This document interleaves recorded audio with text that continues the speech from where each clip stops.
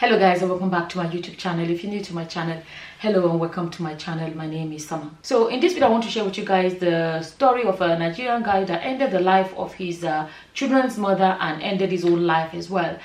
You know what, let me read it first and then I would say what's on my mind about it. As always, I'm going to say what my opinion is, and everybody is free to leave their opinions in the comment section. So this news is from the New York Post. It says Texas man shot wife, killed mother-in-law, kidnapped baby son before suicide. That's what the cops said. And the guy's name is Obinna Igbokwe. A Texas man shot his wife, killed her mother, and kidnapped his 3-month-old son, triggering an Amber Alert and manhunt that ended early Thursday when police saw the suspect turn the gun on himself after being cornered by cops. According to the Montgomery County Sheriff's Office, the violent rampage began unfolding at around 7:30 p.m. Wednesday when deputies got a call reporting a shooting in the 3120 block of Alden Westfield Road in Springfield.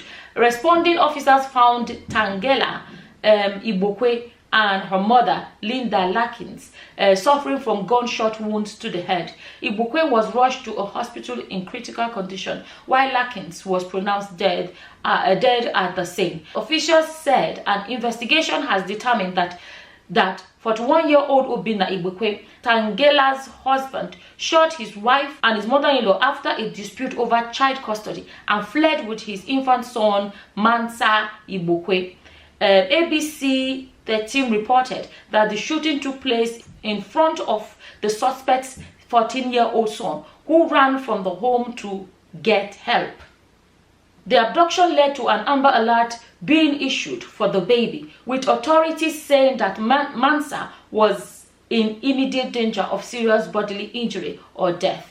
Around midnight, the detective in Montgomery County received a call from police saying that they had Mansa Igbokwe in their care. According to the police department, a male dropped off the child in a car seat at a local hotel and said he would be right back, but never returned. The Montgomery County's Sheriff's Office stated in a follow-up news release. About an hour later, officers in the neighboring city located a white Honda Accord that Igbokwe was driving and attempted to pull him over, but he sped away. After a brief chase, the sheriff's office stated the wanted man stopped in a parking lot where pursuing officers saw and heard a single gunshot go off inside the Honda. Despite life-saving measures, Igbokwe succumbed to his why do I find that it's really sad. I find that really sad. Okay. Igbokwe succumbed to his self-inflicted injury at Dallas Hospital before dawn. This is somebody's son. This is somebody's brother. I'm getting emotional. This is somebody's brother. This is somebody's uncle, cousin, you know, you name it. And went to a foreign country. Igbokwe Obinna is an Igbo name. Igbokwe is an Igbo name. So for anyone that does not know, Igbo means that he's from Nigeria. The sheriff also said that the baby Mansa was unharmed and has been reunited with family members. Our hearts are with the family affected by this tragedy and horrific crime. And we are working with the victims to ensure they receive support and assistance. Lieutenant Scott Spencer said. Actually, going by how it's written in the news, it means that he shot his wife, but he killed his mother-in-law. That means the wife, that's what I'm thinking. It means that the wife is alive, because they used shots for his wife and they used killed for his mother-in-law. So it means that the wife is alive. So let me tell you how I feel reading that. I personally, first question that came to my mind is, you know, was it custody he wanted or was it control he wanted? Is a question that came to my mind because I don't know their story. What I'm saying about was it custody he wanted or was it control? Because if you really think about these things, because that's one of the interesting things, or one of the good things about all these stories, that people, all of us can learn from it. Other people can learn from it and say, okay, if I ever find myself in this situation, this is how I will deal with it. Because we have that presence of mind, or we're not in the situation to process it and ask ourselves what matter. We can always learn from other people's stories. So now that he brought out a gun and did what he did, and now he is gone. How is he going to have custody now that he is gone? So the wife is going to have custody because it's only his mother-in-law that's gone. So his wife is alive and his 2 sons are alive. So now the wife will have all the children. The wife will have the children to herself. Why I'm using the word control is that for example, I've shared my story here. I grew up in a broken home, and eventually I like to start emphasizing now that my parents later got back together after 10 years, but at that point we'd already moved on. So when I say I grew up in a broken home, it means I grew up in that home when it was when my parents were not together, and eventually by the time they settled, we already left. So, and I know what it is to have, in my own case, as an Igbo girl from my side of Igbo land, because I'm not going to come here and generalize. Igbo land is big. There are several states, and even in each state, there are several local governments. In each local government, different towns or villages. Even in each villages, there are clans, right? In clans, there are still different, what's that thing called now? Is it lineage or like family name, right? So I'm not going to come here and generalize, and I'm saying this for anyone that's not Nigerian, or even some Nigerians may not understand how it is in Igbo land. Let me make that clarification. I'm going to speak about the household where I grew up in. I don't know, I'm not speaking for anybody else. I'm speaking for the household I grew up in. The way it is done in my household is that children belong to their father. A woman is coming to come and have children, and that is it.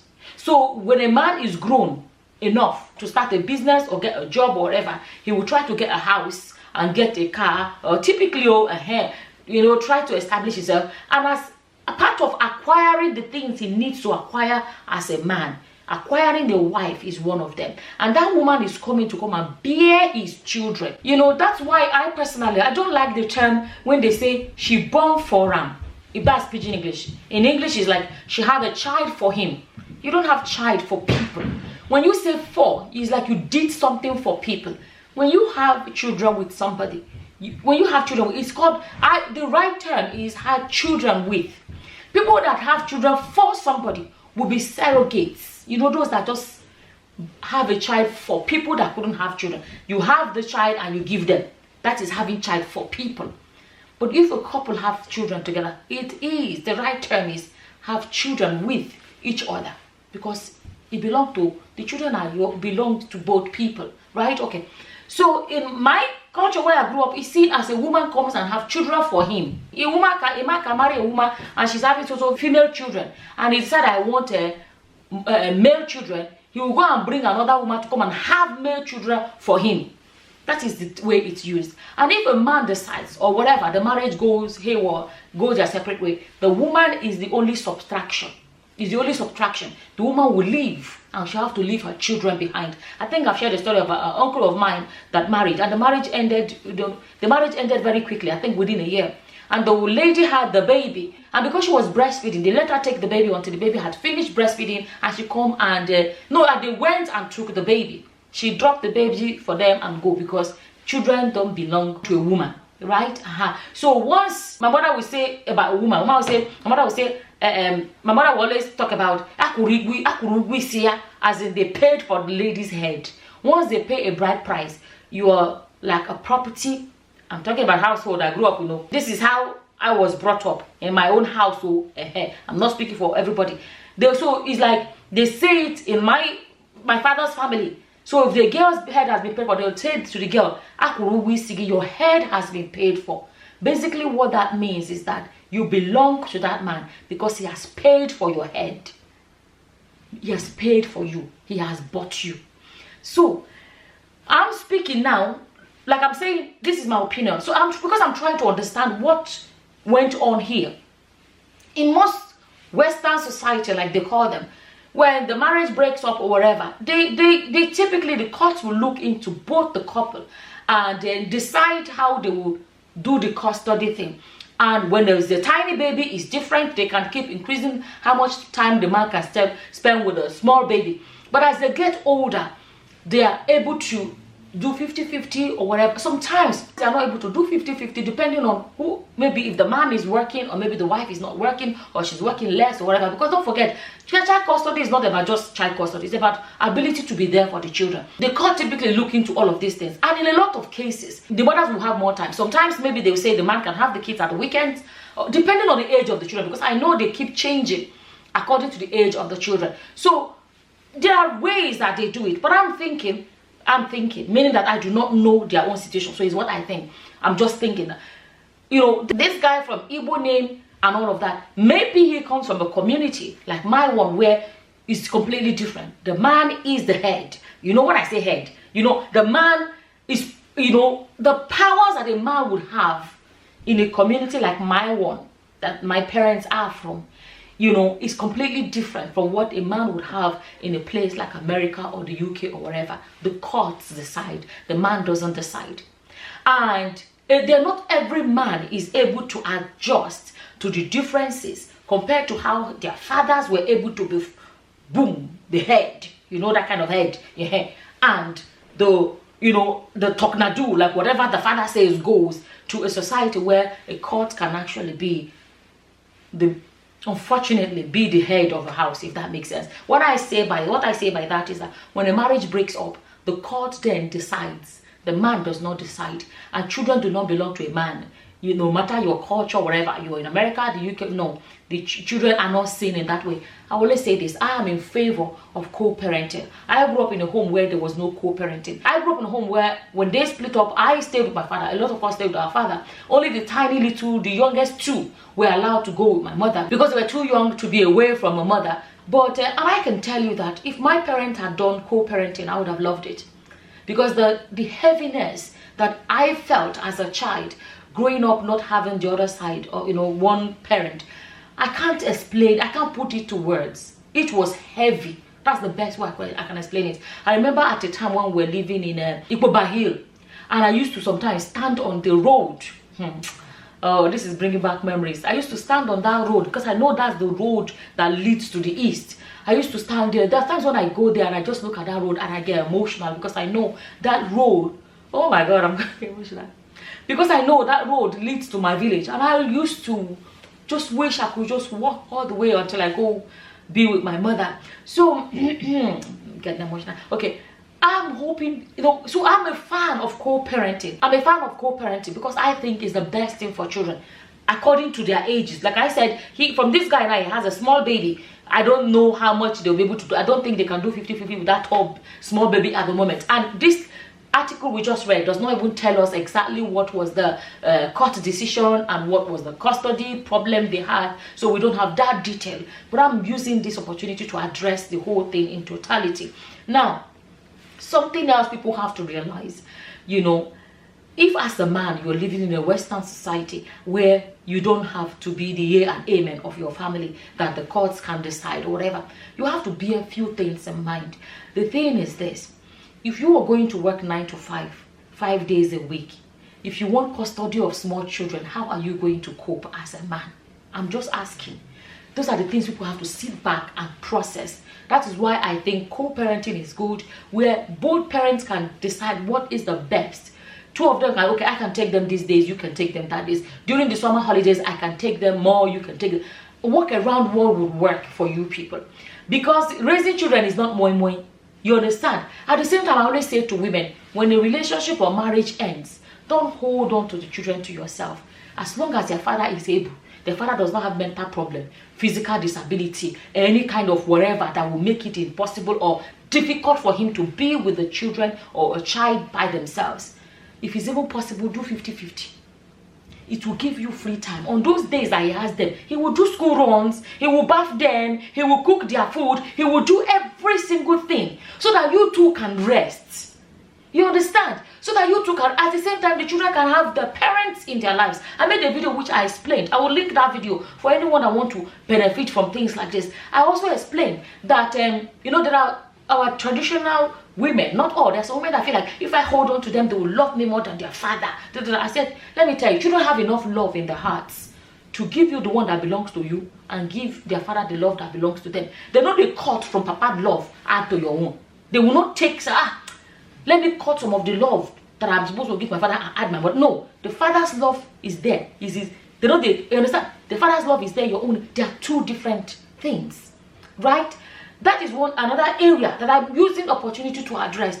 And for some of our men, not all, that come with that mentality of, I am the man, I must this, I must that. A lot of our men need to be calming down. This life, Ofumbia is once we come to this life. This life is not worth it. These children, sometimes, I'm going to be honest, that sometimes the courts may not really do it the way that you are happy with. There are sometimes they do it the way the woman is not happy with. Sometimes they do it the way the man is not happy with. It may never. This is why I was saying in one of my videos, I said, it's unfortunate when people end up going to court. Because let me tell you, the courts, they're not members of your family. They don't have emotional connection between you and your children and whatever. It's unfortunate. It's because people have failed to get it right. That's why it ends up in court. The lawyers and the judges of the court system, they have their own family members to look after. They have their own lives to look after. They don't have that connection with you. And but they come and they will tell you what will happen in your own lives. Because people have failed to come to an agreement. But you don't have the same privilege to tell them what to do in their own lives. I'm really hoping that messages like this keep coming up. And I'll always say it. We can never have enough life experiences to learn from our experiences. Sometimes you have no choice but to learn from other people's experiences. What I'm saying, at the end of the day, I'm hoping that stories like this will make a lot of people sit back and ask themselves, what would they do if they find themselves in that situation? No matter what you say, Obinna right now, he has lost out. He's the only one. Okay, his mother-in-law is gone, but his wife is there, and the custody he was fighting for, where is he going to get it now? Where is he going to get the custody? Because he's gone, his wife then is there. She's the one. She now has the full custody. Something else I actually want to say this before I forget it. Another thing people have to bear in mind is this: if the court's decision is not what you're happy with, let's say, as long as it don't cut you off completely, let's say they say weekend or this one or that one, it can happen sometimes. It's the woman that's not happy or the man that's not happy with the decision. The man that is not happy or the woman that is not happy with the decision. Don't forget that under normal circumstances, as long as you have access to these children, make the best of what you have. You can go to court to ask for more, the proper way, not this way. The proper way. You can keep working towards. If they say, oh, because you work too many hours, maybe cut down on your hours. Do whatever it may take for you to have more access than what you have. Maybe you want more days or whatever. Work towards it. And while you're doing that, people forget. You see, these children grow so fast. Don't forget that they will get to a day when they will wake up and say, you know what, I actually want to go here today. I want to be there tomorrow. In short, they will be the one to just get into public transport and land at your front door. They will just ring you on the phone and say, I'm coming. Or ring their mother. They can ring you as a mother or as a father and say, I'm coming to spend the weekend. Oh, today I don't want to be. They get to an age where the court no longer decides. The child then has the right to decide. Basically, it's not doom and gloom, even if the courts do not agree with what you want. Don't forget that, like I said, these children will grow up and they can get to the point where they can choose where they want. Today they can say they are going to stay with you. Tomorrow they want to stay with their mother. And all of these things will be past tense. But this way that this Obinna has reportedly gone about it, my message is this: it is not the right way.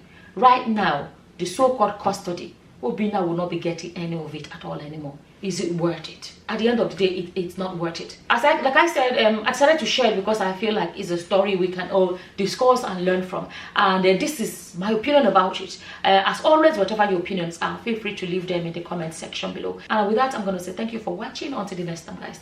Bye-bye. Bye.